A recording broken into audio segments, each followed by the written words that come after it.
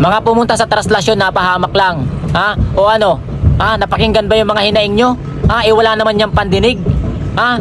O kumusta naman kayong mga namanata? Ha? Napagod at disgrasya lang ang inabot. Ha? Kumusta naman yung mga nakipag-ubusan ng lakas? Ha? Nakipagbalyahan para lang makapunas ng towel sa andas. Ha? Yung iba nga sa inyo nagawa pang mandukot.